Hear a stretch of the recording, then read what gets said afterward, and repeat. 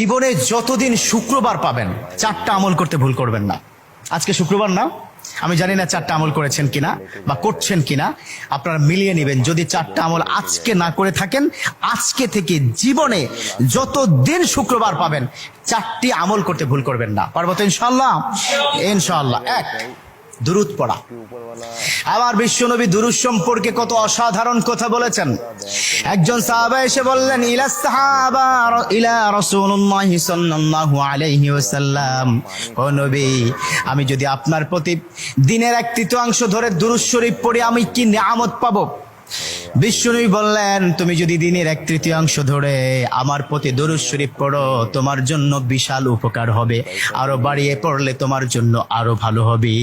সাহাবা মহা খুশি হয়ে গেলেন, ইয়া রাসূলুল্লাহ, আমি দিনের অর্ধেক সময় জুড়ে যদি আপনার প্রতি দুরূদ শরীফ পড়ি তাহলে কি হবে? বিশ্বনবী বললেন, এটা বিশাল শুভ সংবাদ তোমার জন্য, তার চেয়ে আরো বাড়িয়ে পড়লে তোমার জন্য আরো ভালো। সুবহানাল্লাহ। বিশ্বনবীর কথা আবেগতাড়িত হয়ে সাহাবা বললেন, ও নবী, আমি পুরো 24 ঘন্টার যখনই সময় পাবো তখনই যদি আপনার প্রতি দুরূদ শরীফ আমি পড়তে পারি গো নবী।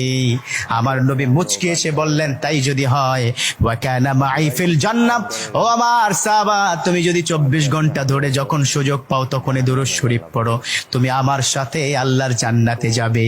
সুবহানাল্লাহ। এর মানে দুরূদের কি পাওয়ার! দুরূদ এত সাধারণ, কেউ যদি মান করা দুরুদান, যে ব্যক্তি দুরূদ পড়বে আল্লাহ পাক তার মর্তবা, তার মর্যাদা 10 গুণ বৃদ্ধি করে দিবে। সুবহানাল্লাহ পড়েন। যে ব্যক্তি দুরূদ শরীফ পড়বে আল্লাহ পাক তার আমল নামা থেকে 10টি বদ আমল কেটে দিবে। সুবহানাল্লাহ পড়েন।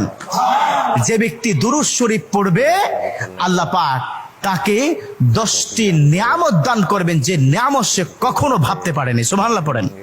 তার মানে দুরূদ শরীফ কি কত অসাধারণ না? মান লাজিমাল ইস্তেগফার। দ্বিতীয়টি হচ্ছে ইস্তেগফার পড়া। জুমার দিনে অবশ্যই ইস্তেগফার পড়বেন। ইস্তেগফার কত অসাধারণ কথা। মান লাজিমাল ইস্তেগফার গফিরা লাহু মা তাকাদ্দামা মিন জামবি। যে ইস্তেগফারটাকে লাজিম করে নেয়, অর্থাৎ কথায় কথায় সময় পেলে আস্তাগফিরুল্লাহ আস্তাগফিরুল্লাহ আস্তাগফিরুল্লাহ আল্লাযী লা ইলাহা ইল্লা হুয়াল হাইয়ুল কাইয়্যুম ওয়া আতুবু ইলাইহি। কোথাও ভুলে হয়তো একটু ফেসবুকে কোন একটা নারীর ছবি চলে আসলো, আস্তাগফিরুল্লাহ স্কিপ করে দিল। এরকম ইস্তেগফার যে ব্যক্তি লাজিম করে নিল, কথায় কথায় সুযোগ পেলে যে ইস্তেগফার পড়ে, আল্লাহ পাক তার পিছনের গুনাহগুলো ক্ষমা করে দেয়। সুবহানাল্লাহ। তৃতীয় নম্বর কাজ দেব, জুমার দিনে ভুল করবেন না, সেটা হলো ফজরের নামাজটা আদায় করতে ভুল করবেন না। এখন যদি আমি জিজ্ঞাসা করি, মাশাআল্লাহ এখানে যতজন আছেন আজকে ফজরের নামাজ পড়ছেন কিনা, মনে হয় না আমি খুব বেশি পাবো যে ফজরের নামাজ পড়েছেন। আর 4 নম্বর যেটা হচ্ছে, জুমার দিনে যতদিন জুমার দিনে আপনি পাবেন সবার আগে মসজিদে প্রথম কাতারে আসবেন।